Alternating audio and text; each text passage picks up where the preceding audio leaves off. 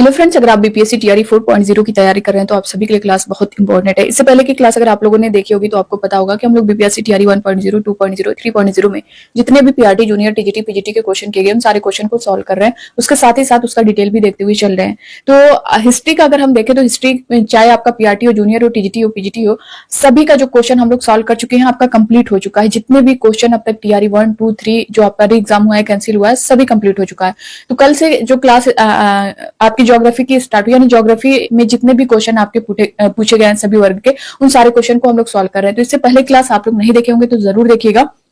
और जो है टॉपिक वाइज जैसा कि हम लोग कवर कर रहे हैं, आज की इस क्लास में हम लोग जो है पर्वत, पठार और मैदानी क्षेत्र से जो क्वेश्चन किए गए हैं आपके टीआरई 1, 2, 3 में, और चाहे वो पीआरटी हो, जूनियर हो, टीजीटी हो, पीजीटी हो, सभी का हम लोग देखते हुए चलेंगे। तो आप लोग नए हो चैनल पर, विजिटर मास्टर चैनल को सब्सक्राइब जरूर कर लीजिएगा, बेल आइकन को प्रेस कर लीजिएगा ताकि टीआरई 4 से रिलेटेड कोई भी अपडेट है, कोई क्लास है तो आपको टाइम पर मिलती रहे। पहला क्वेश्चन आज का स्क्रीन पर देख पा रहे होंगे, भारत के कुल भूमि क्षेत्र में पर्वतों का हिस्सा पूछा गया है। ऑप्शन ए में दिया गया है 30%, बी है 27%, सी है 40% और डी है उपयुक्त में से एक से अधिक, ई है उपयुक्त में से कोई नहीं। ये क्वेश्चन आपका टीआरई 2.0 में 7 दिसंबर 2023 को जो एग्जाम हुआ था उसमें ये क्वेश्चन किया गया है।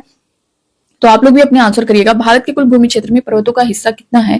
देखिए, भारत के कुल भूमि क्षेत्र में पर्वतों का हिस्सा अगर देखा जाए तो 30% है। ए वाला ऑप्शन बिल्कुल करेक्ट हो जाएगा। ये जो है गंगा और यमुना जैसी कई महत्वपूर्ण नदी प्रणालियों को जन्म देते हैं जो हिमालय से निकलती है। तो यहाँ पे 30% जो है होगा, यानी भूमि क्षेत्र में पर्वतों का हिस्सा। नेक्स्ट क्वेश्चन देखेंगे। अगला क्वेश्चन एक और यहाँ पे है जो आपका बीपीएससी प्रीलिम्स में क्वेश्चन किया गया है, इसे भी आप लोग देख लीजिए। किस पठार पर कर्क रेखा तथा भारतीय मानक समय रेखा एक दूसरे को काटती हैं? ऑप्शन ए दिया गया बुंदेलखंड, बी है बघेलखंड, सी है मालवा, डी है उपयुक्त में से एक से अधिक। तो जो है कर्क रेखा तथा भारतीय मानक समय रेखा एक दूसरे को काटती है, ये बघेलखंड में काटती है। बी वाला ऑप्शन यहाँ पे करेक्ट हो जाएगा।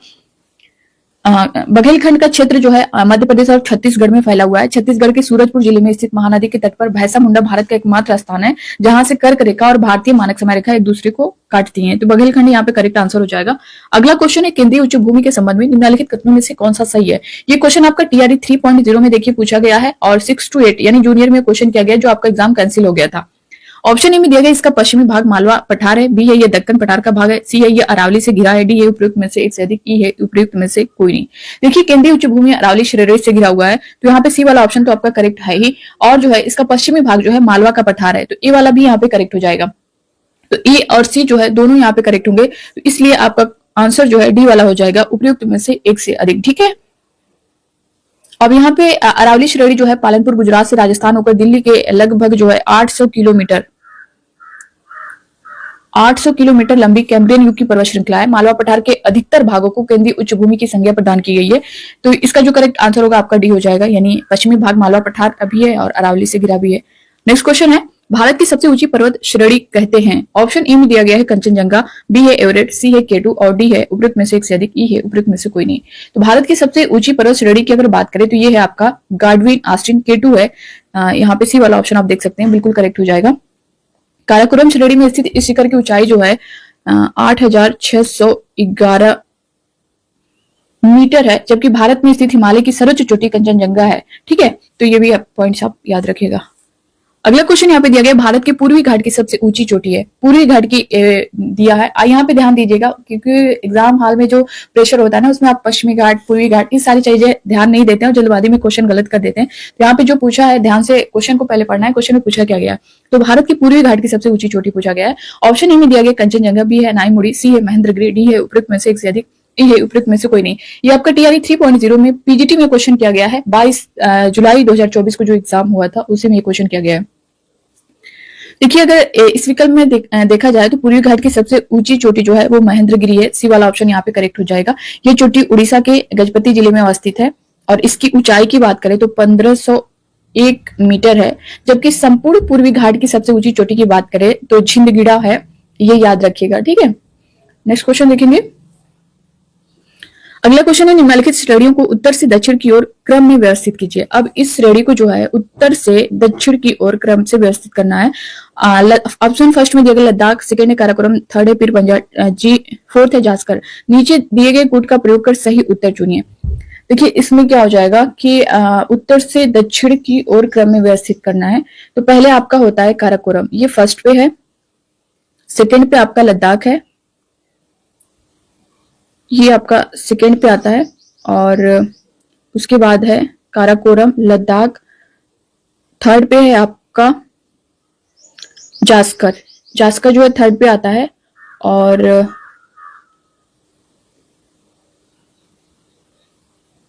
पीर पंजाल जो है आपका यहाँ पे, एक सेकंड, ये लास्ट होगा, यानी थर्ड, ये फोर्थ पे आ जाएगा। तो सबसे पहले आपका काराकोरम है, तो ये वन, सॉरी ये जो कोड दिया गया ये हमें देखना है, तो टू ये फर्स्ट पे आ जाएगा, इसको करेक्ट करना है। फिर जो है आपका आएगा सेकंड पे है लद्दाख, तो ये फर्स्ट पे है। और फिर जो है आपका जास्कर फोर्थ पे है। पीर पंजाल जो है ये तीसरा है। 2143 ये जो है इसका ऑप्शन ये करेक्ट हो जाएगा। ठीक है, तो इसी तरह आप जो है इसको ट्रिक से भी याद कर सकते हैं, क्योंकि देखिए ये क्वेश्चन जो है आपका जो पूछा गया है ये टीआरई 2.0 में पीजीटी में ये सेम क्वेश्चन पूछा गया है। ये टीआरई 2.0 में पीजीटी में क्वेश्चन किया गया है, और सेम यही क्वेश्चन आपका पीआरटी में जो है टीआरई 3.0 में पूछा गया है। यहाँ पे जो है उत्तर से दक्षिण पूछा है, और टीआरई 3.0 में क्या किया है कि दक्षिण से उत्तर पूछ लिया है, इसका जस्ट अपोजिट पूछ लिया है। तो आप जो है इसको एक ट्रिक है कल जब, इस ट्रिक से भी याद कर सकते हैं। क से आपका हो जाएगा काराकोरम फर्स्ट पे है, ल से लद्दाख हो जाएगा, ये फर्स्ट ये सेकंड हो जाएगा, ज से आपका जास्कर थर्ड पे है, और प से आपका पीर पंजाल हो जाएगा, ये फोर्थ पे है। इस तरह से भी आप इसको याद रख सकते हैं। ठीक है, अगला क्वेश्चन है, देखिए सेम वही क्वेश्चन आपका टीआरई 3.0 में पीआरटी में क्वेश्चन जो आपका एग्जाम हुआ था 20 जुलाई 2024 को, सेम वही क्वेश्चन किया गया है, बस उसे दक्षिण से उत्तर पूछ लिया गया है, और उस पीजीटी में जो पूछा गया था वो उत्तर से दक्षिण पूछा गया था।